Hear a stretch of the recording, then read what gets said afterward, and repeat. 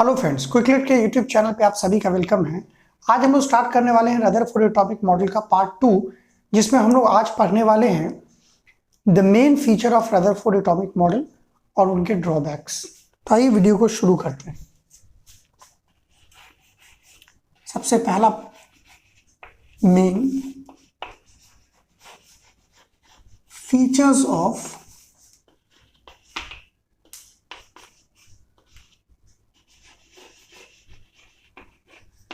Rutherford atomic model.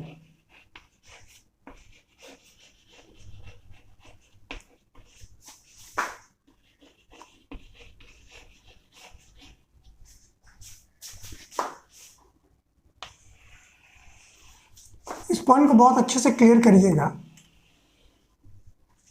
सबसे पहला point जो रदरफोर्ड ने कहा था, मैं उसको लिख रहा हूं। रदरफोर्ड एटॉमिक मॉडल का जो सबसे पहला पॉइंट था,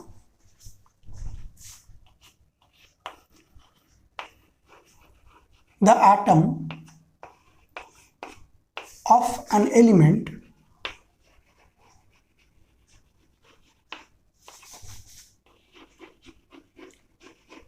consists of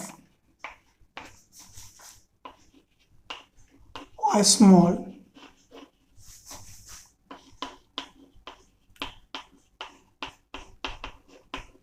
positive charge,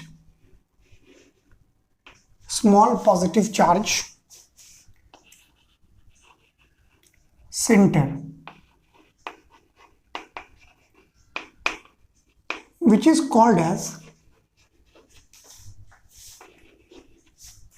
जिसको क्या कहा गया,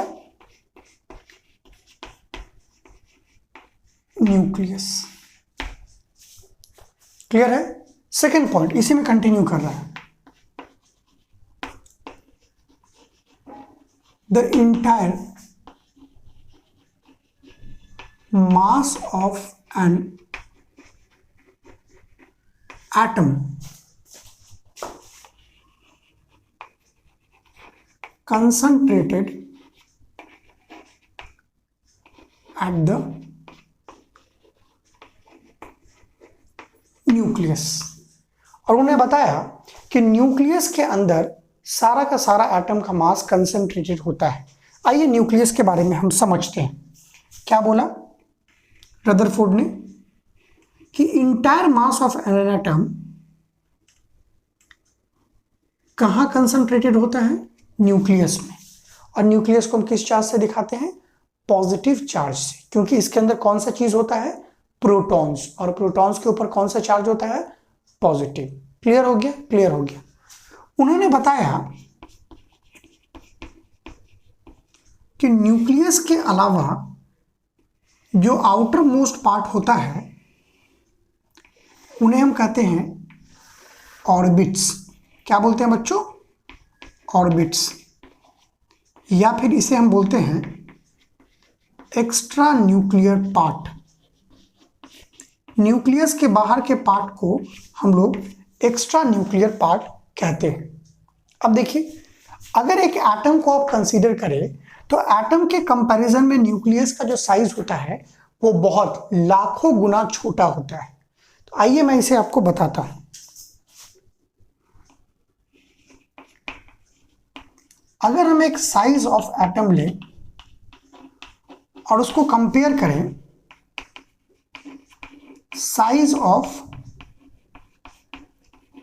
न्यूक्लियस के साथ, कंपेयर करें तो साइज ऑफ एन एटम होता है 10 टू द पावर -8 और size of the nuclear approx होता है 10 टू द पावर -13। ये दोनों ही वैल्यू मैंने सेंटीमीटर में लिया है। तो कटने के बाद नीचे कितना बचेगा? 10 टू द पावर -5 और ऊपर जाने के बाद वो कितना हो जाएगा? 10 टू द पावर 5 सेंटीमीटर। इसका मतलब है, इस पॉइंट से ये रिजल्ट निकलता है कि size of a nucleus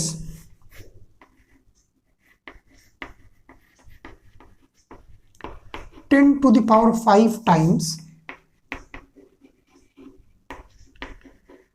smaller than an atom.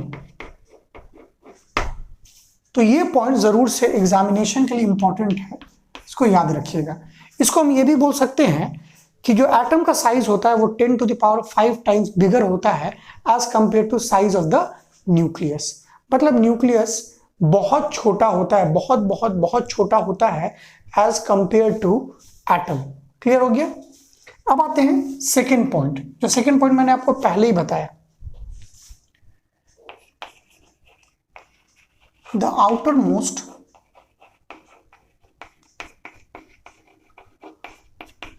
part of an atom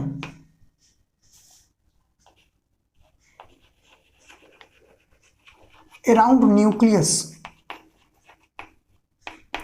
is called,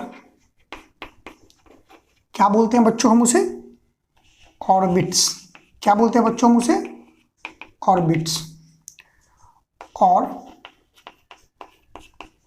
extra nuclear part. एक बात और याद रखने वाला है, electron revolves in these circular path, और इसी सर्कुलर पाथ में क्या रिवॉल्व करता है बच्चों? इलेक्ट्रॉन्स रिवॉल्व करते हैं। क्लियर है? बहुत अच्छा। अब आते हैं third and most important point. An atom is electrically neutral because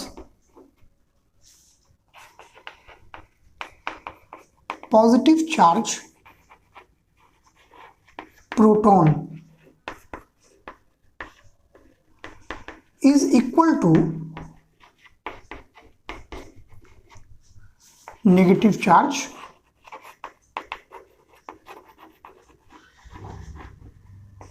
electrons। और ये बात सबसे पहले किसने एक्सप्लेन किया था? सबको मालूम है, ये बात सबसे पहले बताया था जे थॉमसन ने अपने थॉमसन एटॉमिक मॉडल में। तो ये तीनों जो मेन फीचर थे वो किसके थे? रदरफोर्ड एटॉमिक मॉडल ने।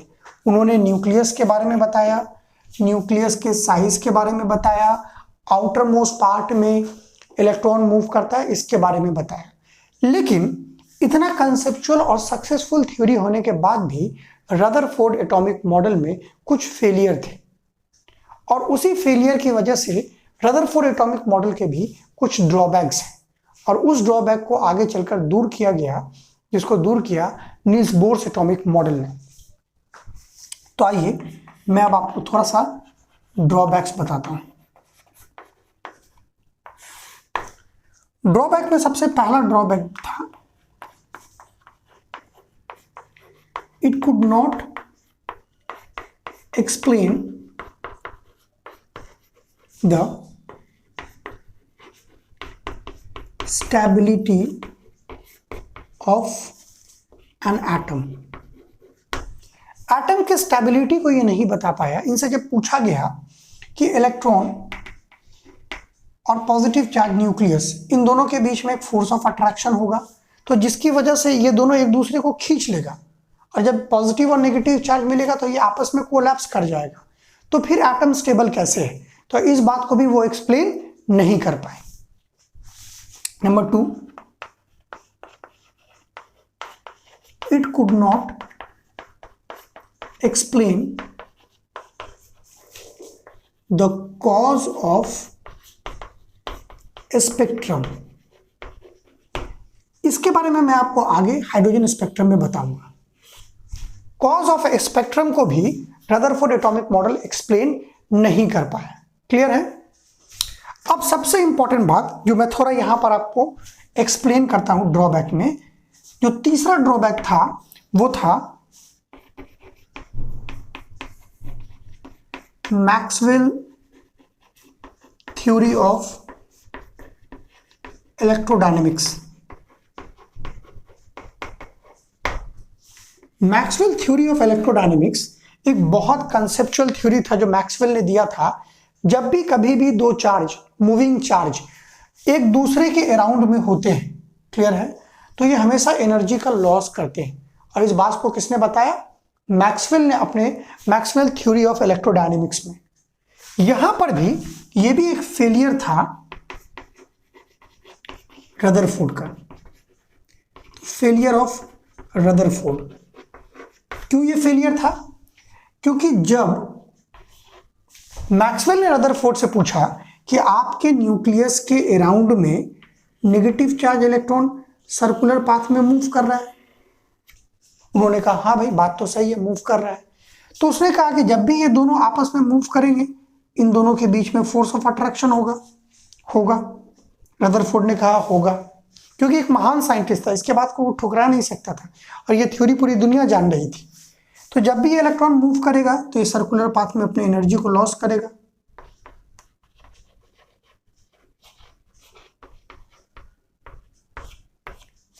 फिर से रदरफोर्ड ने बोला करेगा, तो उन्होंने कहा अगर एनर्जी लॉस करेगा तो ये सर्कुलर ऑर्बिट में धीरे धीरे इसका एनर्जी कमने के बाद धीरे धीरे और कमेगा। बोला कमेगा, कमते कमते एक सर्टेन समय ऐसा आएगा कि वो इलेक्ट्रॉन न्यूक्लियस के अंदर गिर जाएगा। और जब न्यूक्लियस के अंदर पॉजिटिव चार्ज के अंदर नेगेटिव चार्ज गिर जाएगा तो एटम कोलैप्स कर जाएगा। Atom will collapse. बोला यस। तो उन्होंने पूछा फिर एटम स्टेबल कैसे? तो मैक्सवेल थ्योरी ऑफ इलेक्ट्रोडायनेमिक्स भी एक बड़ा फेलियर था, इसके पहेली को भी रदरफोर्ड सुलझा नहीं पाया। तो these are the major failures of Rutherford atomic model. और रदरफोर्ड के मॉडल में फेलियर के बाद भी उसका जो न्यूक्लियस का खोज था वो इतना बड़ा खोज था न्यूक्लियस का कि रदरफोर्ड के उसके बाद भी नोबेल प्राइज से सम्मानित किया गया। अब जो अगला पार्ट होगा इलेक्ट्रोमैग्नेटिक रेडिएशन, हमें अगला पार्ट पढ़ना है, उसमें मैं और डिटेल में आपको इसके बारे में बताऊंगा, इसके फेलियर होने का रीजन क्या था। हाइड्रोजन स्पेक्ट्रम में मैं कॉज ऑफ स्पेक्ट्रम को क्लियर करूंगा। क्लियर है? तो इस पूरे वीडियो सीरीज को देखिए, कॉपी में अच्छे से राइट डाउन करिए और जहां पर भी डाउट होता है आप पूछिए। तो क्विक लेट केमिस्ट्री के यूट्यूब चैनल को लाइक करें, शेयर करें और सब्सक्राइब करें। Thank you very much.